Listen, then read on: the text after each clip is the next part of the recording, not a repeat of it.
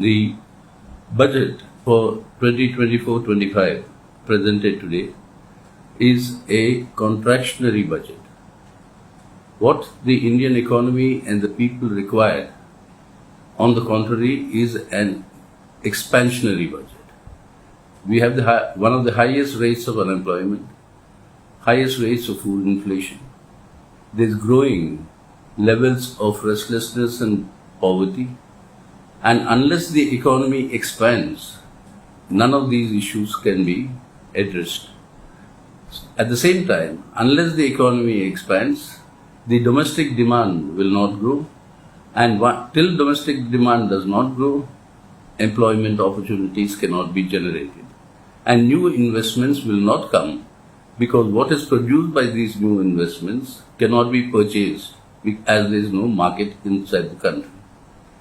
In this situation, this contractionary budget, which actually reduces government expenditure, the revenues last year were projected to have increased by 14.5%, while the expenditure is projected to grow by only 5.94%.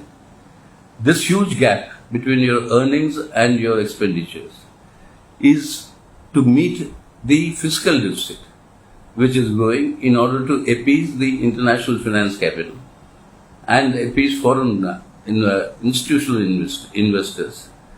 Instead of using these revenues for the welfare of the people and expanding the demand in our economy, the government has tended towards a contractionary budget which will only compound our problems.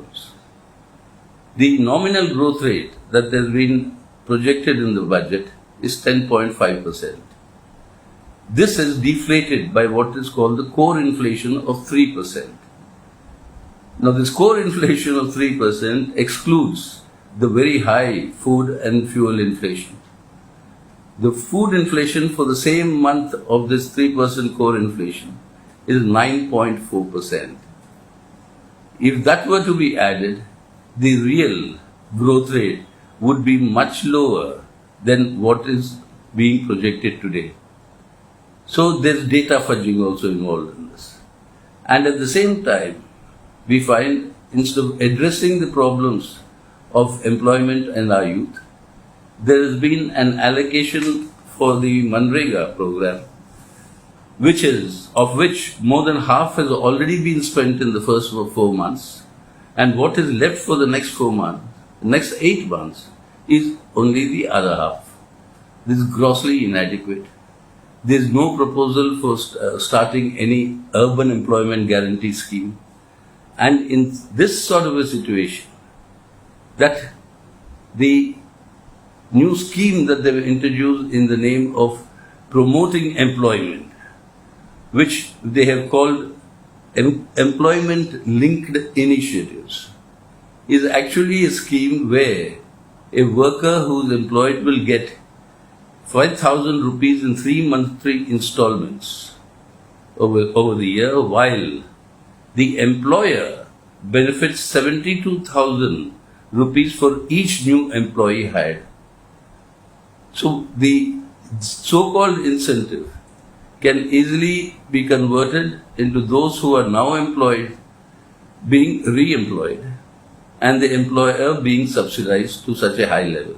There is nothing but transfer of state funds to the corporates, and this is the continuation of the policy of concessions to the corporates and avenues for enhancing and maximizing profits.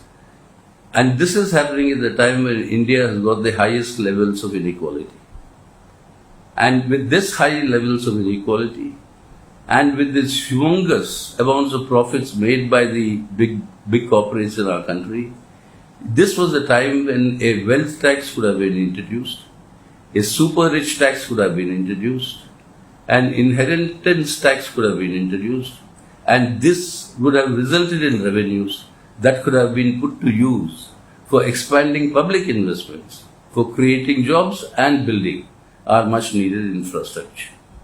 This opportunity was not utilized because this government priority is to actually appeal to the big corporates in our country, and this is the corporate communal nexus that is at work.